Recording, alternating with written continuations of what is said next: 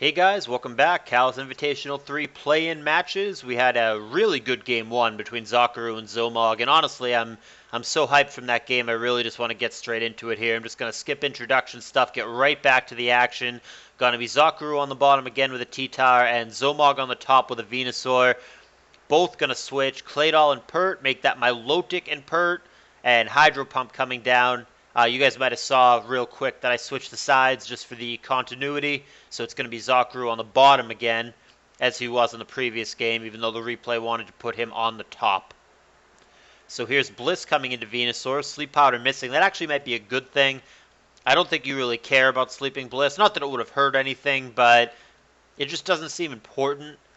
It kind of matters now because he's trying to stay in and do it again. He's going to take 45% punishment for missing there. Finally, on the third attempt of the 75% accurate Sleep Powder, he is going to connect. So Blissey takes a nap. Heracross comes in. Hot daddy. There's Skarm staring it down. So does Zomog give him respect that he might have Drill Peck? He subs, so that's at least a little bit of respect. He might have just gotten blown out there, so I don't think I love the sub play. It did scout for Drill Peck, and he did in fact find Drill Peck, but like I said, he might have just gotten whirlwinded away and just blown 25% of his HP for nothing. So I don't know that I love the substitute decision. But nevertheless, we find out that Skarm does have Drill Peck. He also has managed to get 2 layers of spikes down here. We have no idea if Zomog has a spinner or not. But he goes Hidden Power with Venusaur into Skarm, implying what I would think is HP Fire. It could be Electric, but Fire seems way more likely and logical to me. Sleep Powder cooperating this time with Bliss, but she gets right out of the way the second that happens. And Leech Seed comes down now on a Pokemon that could Rapid Spin it away. But Venusaur could have Giga Drain here. We know he can't have HP Grass because he's got Hidden Power or something else. I think it's Fire. And he does, in fact, have Giga Drain. He goes for that, and it's going to bounce off Skarm. 6%, very low. And Sleep Powder finally connecting with something other than Blissey. So it's going to be Claydol. He's got something actually asleep, and we'll see what he now does with that. I'm not sure if going to Blissey here is the right play. The Leech Seed was obvious, and the Venusaur that was previously really low has now actually recovered very significantly and gotten himself up to 86%, which is a pretty big number, but maybe Zokuru's team just doesn't really have anything better to do with Venusaur, and he just kind of has to concede, all right, I'm going to let it get healthy, but I'm going to at least paralyze it, and that's what he does. He Thunder Waves it here. What he is doing is he's running him really low on Giga Drains. I think he's used like 3 or 4 of them already, and he only has 8 to begin with.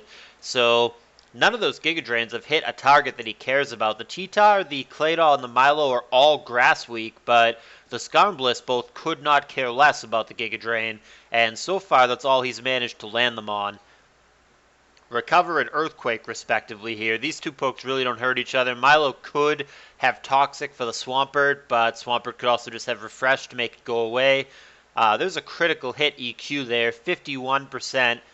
That prompts him out of the way on the Recover turn, and Venusaur going to come in, stepping on the 2 layers of spikes to do so. Still half the team unrevealed for Zomog, so hard to know if he's got a spinner or not. He very well may.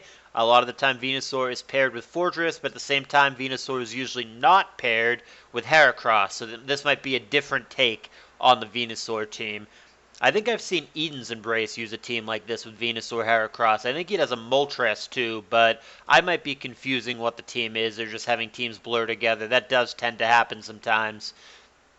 Focus Punch from Hera, nails Skarm on the way in. We know he's got Drill Peck, so out of the way he goes. It is the obvious Drill Peck, which Heracross is 4x weak to, so he's obviously not going to stay in for that.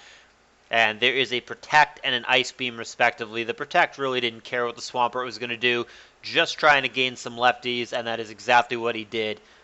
Hydro Pump landing on Milo, 16%. Meh. Venusaur comes back in on the spikes again. He is still paralyzed, of course, but after all is said and done, he's still at a pretty healthy 65%.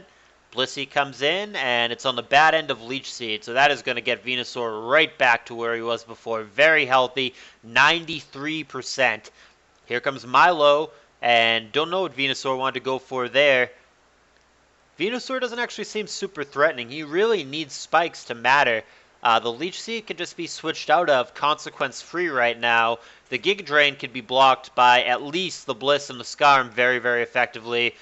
And HP Fire is just total who cares? The only thing that Zokuru has that gives a shit about HP Fire, right now anyway, we don't know the last poke, is the Skarm. But I mean, even if the last poke were a Fire Weak, there's just 3 or 4 things from Zokuru that absolutely give zero fucks about it. So in order for this Venusaur to be anything more than annoying, and it definitely is annoying right now, but in order for it to actually be effective, there needs to be spikes down, and there just aren't. So the Venusaur, I don't know. It feels like an obligatory pairing for me. It really does. It's just too do nothing, I think, without spikes. That being said, we did just get a KO, but there is an immediate revenge kill here with a critical hit that probably didn't matter with it being at 84%, but Heracross does get to come in on an Earthquake. He's going to Mega Horn here. It's going to bounce off Skarm. That was perhaps a Mega Horn instead of a sub to prevent the Dugtrio from getting cute and staying in anyway. And this is indeed the team that I thought it was. It is the Moltres Heracross team with the Venusaur. I believe this is an Eden's Embrace team, but I might be accidentally giving the wrong person credit. But that's the name that came to my mind when I thought about what this team is, so I think it's his. Going to go Will-O-Wisp here. He's going to connect with Bliss. Eden's Embrace, by the way, if you guys didn't already know, will be participating in the main event, so that'll be cool. There is Soft Boiled from Zokuru. Heracross staring it down here. It's at 51%, has been worn down as the game has gone on by the spikes. Focus Punch opportunity here. That's going to do a lot to Skarm on the way in. He takes it neutrally for 60%. Does Heracross have any follow-up here? He does. He goes Rock Slide, gets a crit, takes the Skarm out. But here comes the Dugtrio revenge kill. So this game, just like the previous, is very close and very back and forth. And I'm not clear on who's going to win. Last poke for Zomog, Shock, is a T-Tar, previously unrevealed. There's Dragon Dance, there's a +1 Earthquake, and he's going to get roared out. Clutch Roar by Zokuru, preventing the DD sweep. Here is Venusaur now. There is Earthquake. Moltres comes in for the revenge kill. Keeping in mind that Zomog won the first game, so if he wins this game too, he is in the CALLOUS Invitational main event. Zokuru needs to hold on here. Should he let this game slip away, and it is still anybody's game from what I can tell, then it is going to be Zomog participating and Zokuru cheering him on from the sidelines. Seismic Toss Will-O-Wisp, Flamethrower, and there is Soft Boiled here. Blissey very healthy and resilient against Moltres. Very little Moltres can do to meaningfully pressure the Bliss here. T-Tar comes in, gets hit with a Thunder Wave, but he's going to lum that away immediately here. Will Zokuru attempt to stay in again? He will not. He goes back to his own Tar. Straight Rock Slide there, attempting to prevent the Blissey from Thunder Waving. However, Zomog is going to be faster, and he'll be able to follow up with an EQ. However, Dugtrio, with its third revenge kill of the game, is going to take out T-Tar, and Zomog down to just 2 pokes. Here's Moltres, which, as we discussed, cannot effectively pressure the Blissey. Once a Soft Boiled happens here, the threat is gone.